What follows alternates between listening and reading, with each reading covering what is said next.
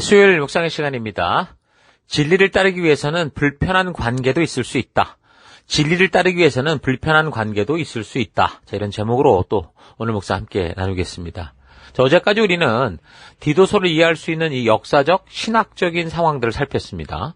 이 책이 쓰여진 목적을 바르게 알고 그 역사적인 상황들을 파악할 수 있으면 특별히 이제 서신서들 같은 경우에는 더 바르게 우리가 성경을 통해 말씀하시고자 하는 하나님의 의도를 파악해 갈 수 있는 겁니다. 이제 그래서 디도서의 이제 내용을 우리가 좀 살펴보면 디도서는 이제 총 3장으로 되어 있습니다. 디모데전서의 축소판이라고 할 수 있는 게 디도서라고 했는데 다른 문제보다 이제 리더의 자격, 거짓 교사들에 대한 것부터 이제 이야기하는 걸 볼 때 바울이 그레테 지역 사람들의 특성을 잘 알고 있었고요. 더불어 마케도니아 지역으로부터 이제 아가야 지역, 그러니까 그리스 전 지역을 돌아보면서 교회 안에 하나님의 의도를 바르게 아는 이런 사람이 쓰는 게 얼마나 중요하냐라는 것을 더욱더 온전하게 파악을 했던 것으로 보입니다. 그래서 이제 1장부터 보면 1장 5절 내가 너를 그레테에 남겨둔 이유는 남은 일을 정리하고 내가 명한 대로 각 성에 장로들을 세우게 하려 함이니. 그러니까 바울이 여러 나라를 다니면서 부지런히 복음을 전했는데도 아직 복음이 전파되지 않은 너무나 많은 세계를 볼 때 그리스도의 재림이 그렇게 빨리 오지 않을 것이다라는 걸 이제 유추를 하게 된 거죠. 그리고 거기에 또 가택연금 기간 동안 또 계시를 통해서 그리스도의 비밀을 알게 됐다고 그랬습니다. 그래서 바울은 자신이 사명을 다하고 결국 하나님의 부르심을 따라 이 세상을 떠나게 될 때 계속되어지는 그 남은 교회와 성도들이 계속해서 하나님 잊지 않고 하나님 부르심대로 바르게 사는 그 길은 오직 하나님의 그 진정한 뜻을 가슴에 품는, 그러니까 새 언약을 준비하셨던 하나님의 그 약속대로 되는 거잖아요. 그 새 언약에 동참하는 그 사람들이 계속해서 또 교회 안에서 태어나고 또 자라가고 또 다른 생명을 낳는, 그러니까 사람을 세우는 일에 집중을 해야 된다는 걸 알게 됐고 거기에 이제 그 바울의 마지막 사역에 포커스가 있는 걸 볼 수 있습니다. 그래서 왜냐하면 하나님은 사람을 통해 일하시기 때문이죠. 그러니까 하나님은 사람의 마음을 막 마음대로 조작하거나 그러지 않고 통제하지 않기 때문에 하나님의 말씀을 말씀하시죠. 그래서 듣고 믿고 그래서 하나님의 말씀대로 순종하려고 하는 그런 사람, 실력의 문제가 아니라 순종하고자 하는 사람, 그 한 생명을 통해서 하나님이 일하신다라는 거예요. 그 한 생명과 하나님의 마음, 하나님의 길을 열어가게 되는 거죠. 자, 그렇게 볼 때 오늘 이 시대를 살아가는 성도라고 할 수 있는 우리도 그래요. 바울에 의해서 그 그레테에 남겨진 디도와 같은 사람들인 거죠. 결국 우리는 예수님으로 말미암아 오늘 이 시대 이곳에 남겨진 그런 존재들이 성도 우리 아닙니까? 왜 우리가 예수 믿고 바로 천국 가면 되는데 왜 이 세상에 계속 남겨지게 됐을까? 거칠고 완악하고 위험했던 도시 그레테에 디도가 남겨진 이유를 우리가 얘기했죠. 그거와 똑같은 거예요.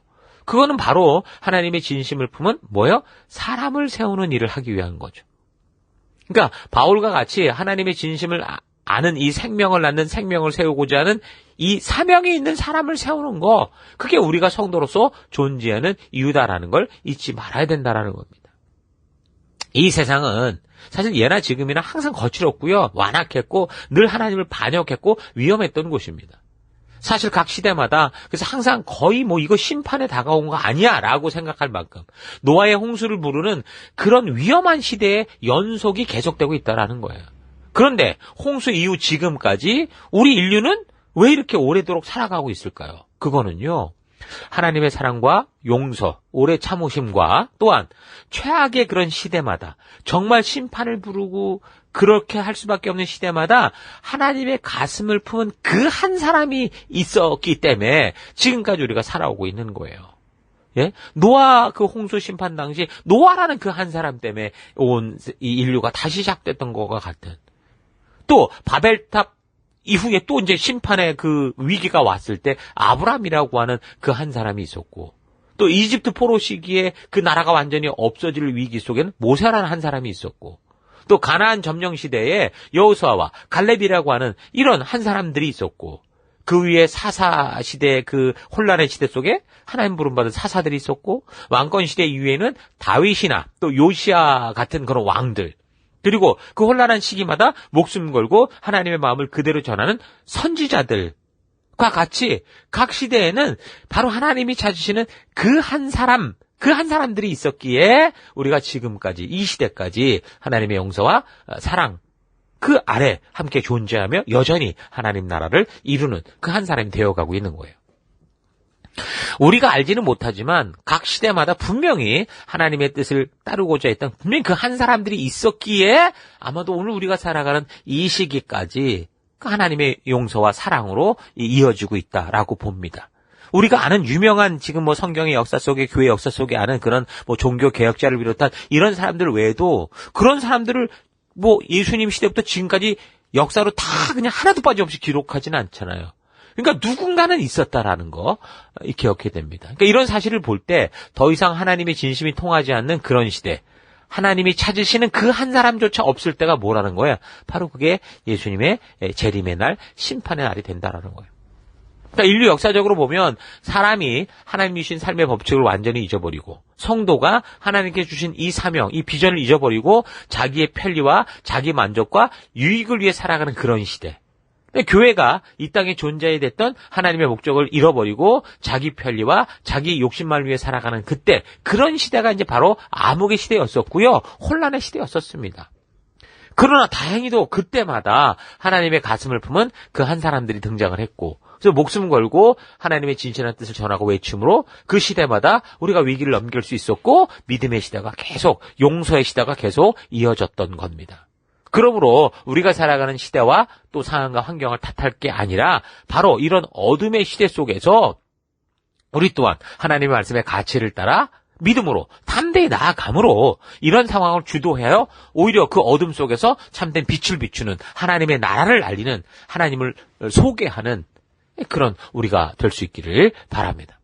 그래서 어느 공동체나 하나님의 진심을 아는 성도 그 리더가 있는 건 중요한 거고 그래서 그런 사람을 세워가는 일을 포기하거나 게을리하거나 외면해서는 안 된다라는 겁니다. 그러니까 바울은 하나님의 교회를 위해서 하나님이 찾으시는 그 한 사람 그러니까 그런 리더, 그런 장로를 세워야 된다라고 하면서 7절에서는 그런 감독이 어떤 자격을 가져야 되느냐라는 그 이야기를 하는데 1장 7절 감독은 하나님의 청지기로서 책망할 것이 없고 자기 고집대로 하지 아니하고 급히 분내지 않고 술을 즐기지 않고 구타하지 않고 더러운 이익을 탐하지 아니하며 이렇게 얘기를 해요. 그러니까 장로, 감독 같은 거예요. 그러니까 이걸 가지고 장로교회에서는 장로라고 부르는 거고 감리교회에서는 감독이라고 하는데 같은 겁니다. 그러니까 직분으로 타이틀로 하면 장로인 거고 그 장로가 하는 역할이 뭐냐라고 하면 감독하는 거다. 이렇게 보는 게 맞겠죠. 자, 그렇게 본다면 현재 교회 안에서 하나님의 이런 진심을 알고 지금 생명을 낳는 생명을 세워가는 이 리더의 역할을 감당하는 그러니까 모든 순종하는 하나님의 뜻대로 가는 모든 이들이 바로 장로인 거고 감독이 되는 거죠. 그래서 예수 그리스도의 생명으로 내가 구원을 받은 자임을 알고 하나님이 나를 증인으로 부르신 그 사명을 알아서 생명 낳는 생명을 세워가는 모든 리더의 자격, 그 기준이 어떠해야 되는가? 그건 바로 장로와 감독과 같은 그거다라고 지금 하나님께서 바울을 통해 디도에게 말하는 이 편지를 통해 우리에게 알게 하시는 겁니다. 감독과 장로, 다시 말해서 하나님이 찾으신 그 한 사람, 그러니까 생명 낳는 생명을 세워가는 리더의 모습이 바로 하나님께서 우리를 부르신 목적인 거죠. 그래서 우리 안에는 그리스도의 장성한 분량까지 자란다고 하는 그것은 뭐냐? 바로 이런 아버지의 마음을 알고 생명 낳는 생명을 세우는 것에 대한 정말 거룩한 부담을 갖는 그런 존재가 되는 거예요. 진정한 영적 부모가 되는 거예요. 지금 내 모습은 부족하고 완악하고 그래서 이 모습이 이대로 받아들여졌지만 하나님은 그렇게 주님 안에서 태어난 우리를 나를 어떤 장성한 분량으로 자꾸 이끌어 가시는데 그게 바로 이런 기준인 거죠. 지난번 디모데 전서에서도 이런 리더의 자격에 대한 부분들이 쫙 나왔었어요. 이걸 읽다 보면 어때요? 우리 스스로 부끄러워져요. 그래서 자칫 죄책감에 빠질 수도 있다고 했습니다. 그러나 그런 죄책감은 뭐라고 그랬어요? 우리가 어떤 길을 바르게 가는 길인지를 알게 하는 우리가 잘못된 길을 갈 때 옳게 알려주는 성령의 음성이라고 그랬죠. 그래서 말씀을 읽으면서 또 설교를 들으면서 생기게 된 그런 죄책감은 우리로 하여금 너는 안 된다고 하는 우리의 수준을 보여주고 낙오시키고 절망케 하려는 게 아니라 우리로 지금 내가 부족한 모습이 이거였구나라는 걸 받아들일 수 있게 해서 겸손하게 하고 회개케 하고 그래서 어떻게 바른 믿음의 길로 돌아설 것인지 구체적으로 그렇게 인도해주는 그런 성령의 음성인 것을 기억해야 되죠. 그래서 우리는 부름받은 성도로서 이렇게 말씀을 통해 제시되는 이 장로, 감독, 집사의 기준들을 내가 닮아가고 만들어가야 될 성장의 모습이다라는 이 사실 잊지 마시고 이걸 보고 비교의식에 빠지는 게 아니라 저게 내 모습이구나라고 우리 닮아갈 수 있길 이런 가역을 갖춰가는 우리가 될 수 있길 바랍니다. 장로, 이 리더들의 역할은 항상 성도들이 말씀이 아닌 허탄하거나 신비로운 방법이나 율법 등을 통해 금욕적인 어떤 종교를 추구하거나 자칫 반대로 쾌락으로 빠질 수 있는 이런 길들을 걷지 않도록 하는 거예요. 그걸 감독하는 거예요. 잘못된 길이야 거기는 알려주는 거죠. 그래서 이제 그 일을 할 때 인내를 가지고 이 성경의 가치대로 먼저 이 모범적인 삶을 살아가면서 또한 성경을 통해 하나님의 진심을 알 수 있도록 잘 가르치는 거예요. 그리고 항상 변함없이 사랑의 눈으로 우리의 영적인 자녀들이 성경에 말씀하는 바른 가치를 따라 믿음의 길을 갈 수 있도록 격려하고 위로하고 때로는 교육도 하고 때로는 우리가 혼내주기도 하고 이러면서 부모의 역할을 하는 거죠. 그래서 가장 중요한 게 뭐냐면 이런 삶을 살기 위해서 가장 중요한 건 내가 먼저 모범된 삶을 사는 거예요. 그러니까 모범된 삶을 살고자 하면 먼저 자신이 성경을 사랑해야 되고 하나님의 뜻이 무엇인지를 그래서 잘 분별해야 되고 그래서 하나님의 진심을 바르고 구체적으로 알아야 이렇게 갈 수 있는 거 아닙니까? 그러니까 하나님의 말씀인 성경을 통해 하나님의 진심을 바르게 알아야 다른 수많은 이단과 사탄의 거짓된 함정들에 빠지지 않을 수 있는 거예요. 어떤 이단들이 있고 어떤 가르침들이 있는지 역사적으로 그 종류들을 다 찾아내고 아는 거 이것도 중요하겠지만 사실 그것보다는 우리가 오직 이 하나님의 말씀을 통해 하나님의 진정한 뜻이 무엇이고 하나님의 의도가 뭐였다라는 걸 알면요. 말하자면 이런 거예요. 전 세계 위조 지폐가 뭔지를 다 알아야만 그 위조 지폐를 찾아낼 수 있는 게 아니거든요. 다른 위조 지폐를 바르게 알려면 진정한 원본 지폐를 잘 알면 되는 거예요. 원본만 잘 보면 나머지 잘못된 걸 찾아낼 수 있잖아요. 그것처럼 우리가 성경과 역사를 통해 그런 하나님의 진심을 제대로 만난다면, 거듭난다면 이 세상 어느 곳에 가든 드러나는 모든 거짓된 죄악이 뭔지 심지어 교회 안에서 거짓되이 가르치는 게 뭔지 다 분별해낼 수 있고 그 참된 진리의 길이 어느 길인지를 알고 그 길로 나아갈 수 있다는 거죠. 그래서 1장을 통해 바울은 바른 이 기준인 하나님의 말씀을 굳게 붙들어라 라고 얘기하면서 그 말씀의 기초를 둔 하나님의 진심을 품은 그런 바른 사람을 우리가 세워가야 되고 그래서 디도가 그런 그레테에 남겨진 이유와 사명이 바로 그런 사람을 세우는 거다라고 말해주는 거죠. 자, 이런 바울의 편지를 보면서 우리의 삶도 바른 기준, 하나님의 말씀을 확고히 붙들고 그 길을 따라 걷는 우리가 될 수 있기를 바랍니다. 그래서 오늘 하루 나는 교회 안에서 살아가는 것이 하나님의 정교한 말씀, 세밀한 목적을 따라 살아가는 것이었는지 아니면 그냥 좋은 게 좋은가라고 생각해서 하나님의 말씀의 기준대로 살고자 하기보다 그냥 편리한 관계 속에서 세속의 가치를 따라 함께 더불어 살아가고 있는 건 아닌지 좀 차분히 되돌아보기 바랍니다. 세상에서 살아가면서 사람들과 불편한 관계가 되기보다 하나님의 말씀의 기준이 외면하고 얼버무리며 그냥 살아가는 게 훨씬 편하고 쉽게 관계를 유지하는 방법일 수 있을 거예요. 그냥 서로 불편하지 않고 좋은 관계 되기 위해서는 그냥 상대방이 어떻게 행동하든 그냥 무조건 오케이 하면 되는 거예요. 그러다가 정 불편하고 참지 못하겠으면 헤어져서 두 번 다시 보지 않는 식으로 관계를 끊어버리면 될 수도 있겠죠. 이런 식으로 관계하는 거를 무거래 방식이다. 이런 식으로 표현하는 경우가 있는데 이런 무거래 방식에 대해서 이 성공하는 사람들의 7가지 습관을 썼던 스티븐 코비 같은 사람은 사람과 서로 관계하면서 살아감에 있어서 이런 무거래 방식도 한 가지 그냥 좋은 관계를 유지하는 방법일 수 있다라고 말하거든요. 좋은 관계 유지하는 게 아니죠. 관계 끊어지는 것도 그냥 하나의 관계의 방법이다. 그러나 이 사람이 말하는 또 한 가지가 뭐냐면 이런 무거래 방식이 오래 적용될 수 없거나 아예 적용될 수 없는 관계가 있다라고 얘기를 해요. 그게 뭐냐면 바로 가족 관계라는 거죠. 가족 간에는 이런 무거래 방식이 존재할 수 없다라는 거예요. 그냥 자기가 하고 싶은 대로 함에도 불구하고 그냥 허허거리다가 나중에 불편하면 관계 끊어버리는 이런 무거래 방식은 가족 관계 안에서는 절대 불가능하다는 거죠. 자, 그렇기 때문에 부모는 그런 단절이 되지 않도록 어떻게 하는 거예요? 부지런히 자녀를 말씀의 가치를 따라 바르게 교육하는 거예요. 비록 불편한 일이 있어도 서로가 배려하고 사랑의 방법을 가르치고 또한 인내하고 온유하고 서로를 용납하고, 그러니까 남이 아닌 자신을 바꾸어가는 이거를 자꾸 가르치고 있는 거죠. 교회가 바로 그런 겁니다.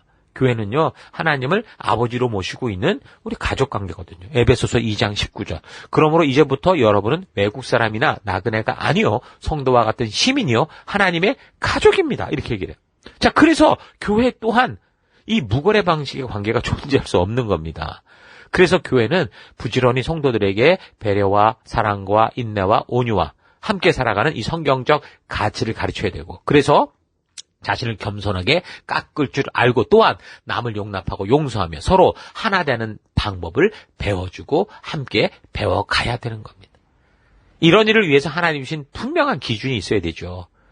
누군가 말 잘하고 리더십 있는 사람의 생각과 철학대로 교회가 만들어지는 게 아니고요. 창조주 하나님께서 만드신 목적을 분명하게 알게 하는 그 분명한 기준, 바로 하나님의 말씀이 온 교회와 성도의 유일한 삶의 기준, 절대 기준이 되어야 되는 겁니다. 한 유능한 목사의 철학이나 생각이 아니라 살아계신 하나님께서 그 백성들에게 직접 주신 그 법도와 규례와 명령과 계명만이 유일한 기준이 되어야 되는 거예요. 그래서 우리의 삶의 곳곳에서 이런 하나님의 기준을 따라 살기 위해서 자칫 삶의 기준이 하나님의 말씀이 아닌 사람들과 불편한 관계가 될 수도 있다라는 사실을 기억하시고, 그래서 우리가 그 무엇보다 하나님의 온전하신 뜻을 바르고 온전히 알아서 내가 증인으로 살아가는 이 삶의 목적을 잊지 않고 살아내는 여러분 되기를 축원합니다. 내가 번뇌를 받고 살아가게 되는 그래서 삶의 더 곳곳에서 힘써서 하나님이 거하시는 성전이 되어 가도록, 하나님의 뜻이 이루어지는 하나님 나라를 이루어 가도록 성경의 가치를 따라 바르고 온전한 관계를 세워가는 여러분 되기를 주의 이름으로 축원합니다. 자, 오늘 하루도 힘내십시오. 잠시 기도하겠습니다. 하나님, 교회를 향한, 성도를 향한 하나님의 분명한 뜻이 있음에도 불구하고 내 생각과 내가 원하는 종교적인 집단을 만들고 기대하느라고 교회 안에서 잘못된 주장과 내 욕심을 요구하며 다투어왔던 것을 회개합니다. 하나님, 우리는 하나님의 자녀요, 한 가족이기에 교회 안에서 무거래 방식의 관계를 할 수 없다는 것 잊지 않고, 그래서 부지런히 우리 서로가 하나님의 말씀을 대하고 그 말씀을 따라 겸손하게 나를 낮추어 하나님의 말씀하신 그 기준을 따라 변화되는 삶 살아가기 원합니다. 사람들의 기대, 똑똑한 사람들의 꿈대로 가는 그런 교회가 아니라 오직 하나님의 뜻이 이끄는 교회가 될 수 있도록 내가 먼저 말씀대로 순종하며 나아갈 것을 결단합니다. 하나님, 이런 하나님의 뜻을 따라가기 위해서는 어쩌면 교회 안에서조차 불편할 수도 있다라는 거 잊지 않고, 하나님, 그러나 궁극적으로는 우리가 이렇게 주님의 말씀 가운데 하나 될 때 진정한 행복한 관계가 될 수 있다라는 것 또한 잊지 않고, 우리가 그런 불편한 관계 속에 행복한 관계를 만들어가는 우리가 될 수 있도록 주님 역사하여 주옵소서. 또 그 길 걷기 원합니다. 진리의 길 걷기 원합니다. 함께 하심을 감사드리고 예수님 이름으로 기도했습니다. 아멘.